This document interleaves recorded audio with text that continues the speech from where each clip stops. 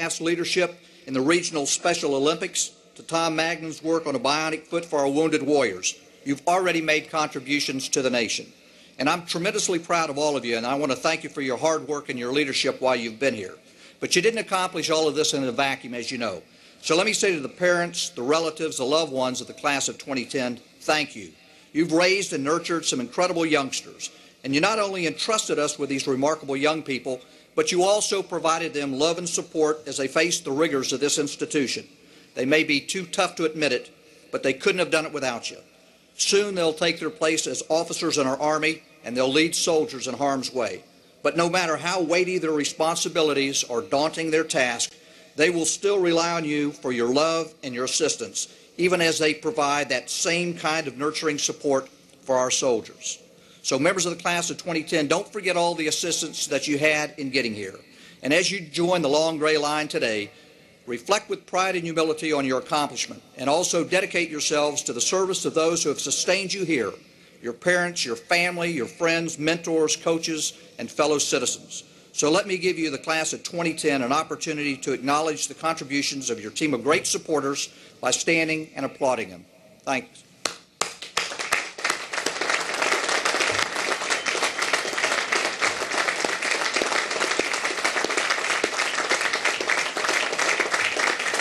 Thank you.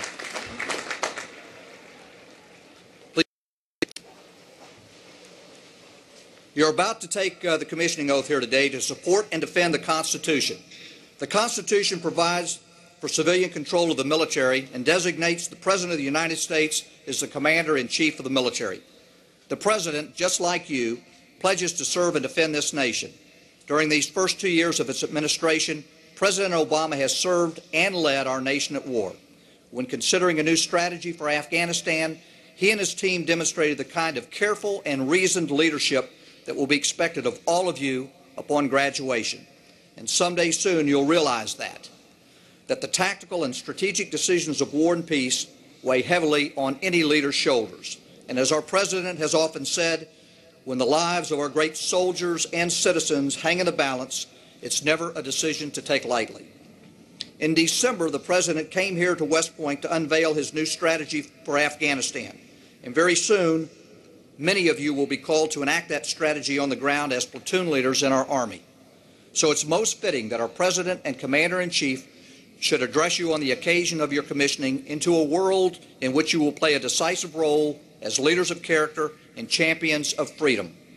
Mr. President, you can be proud of these outstanding young men and women before us. I know they'll live up to their motto and serve the nation loyal till the end. Distinguished guests, members of the class of 2010, family and friends of West Point, I'm privileged to introduce today's speaker, our Commander-in-Chief, our 44th President of the United States, President Barack Obama.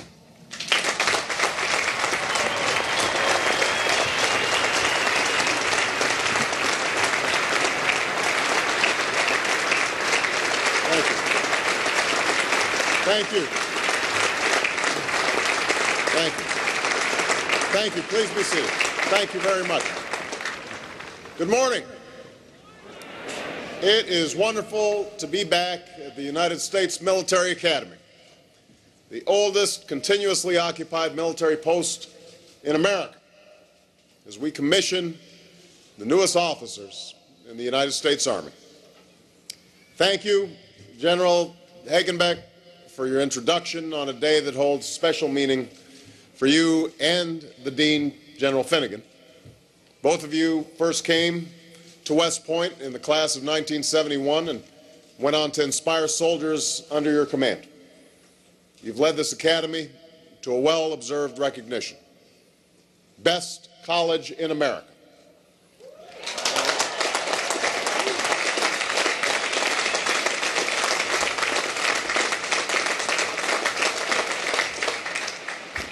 And today, you're both looking forward to a well-deserved retirement from the Army.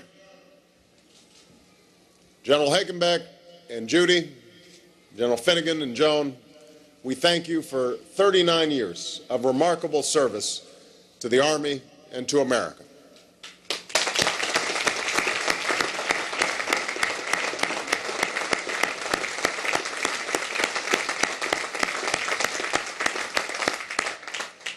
To the Commandant, General Rapp, the Academy's staff and faculty, most of whom are veterans, thank you for your service and for inspiring these cadets to become the leaders of character they are today.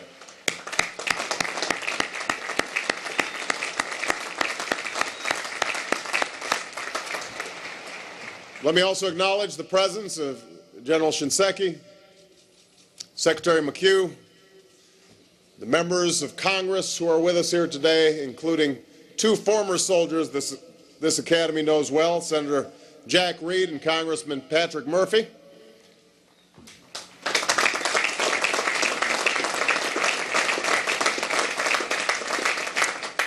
To all the families here, especially all the moms and dads, this day is a tribute to you as well. The decision to come to West Point was made by your sons and daughters, but it was you who instilled in them a spirit of service that has led them to this hallowed place in a time of war. So on behalf of the American people, thank you for your example and thank you for your patriotism.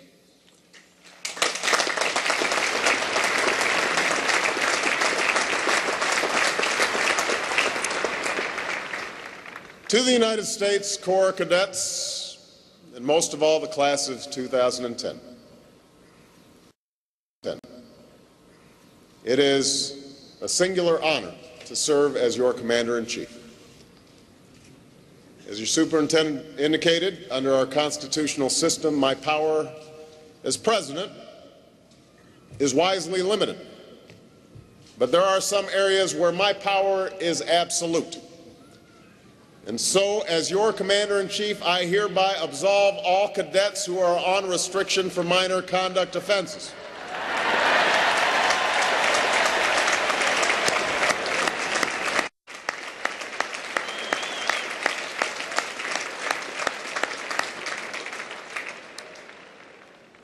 I will leave the definition of minor to those who know better. Class of 2010, today is your day, a day to celebrate all that you've achieved in the finest tradition of the soldier-scholar, and to look forward to the important service that lies ahead. You've pushed yourself through the agony of beast barracks, the weeks of training in rain and mud, and I'm told more inspections and drills than perhaps any class before you. Along the way, I'm sure you faced a few moments when you asked yourself, what am I doing here? I have those moments sometimes.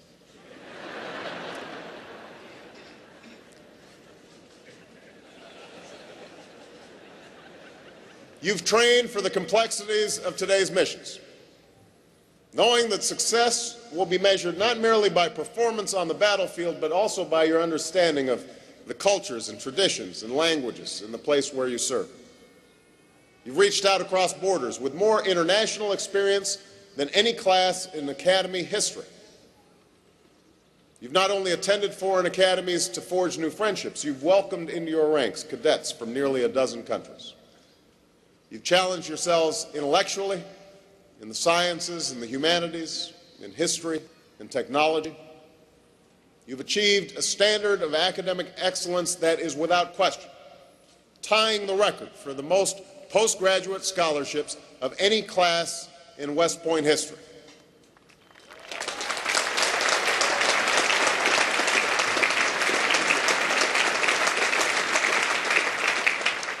This includes your #1 overall cadet and your valedictorian, Liz Betterbed and Alex Rosenberg. And by the way, this is the first time in Academy history where your 2 top awards have been earned by female candidates.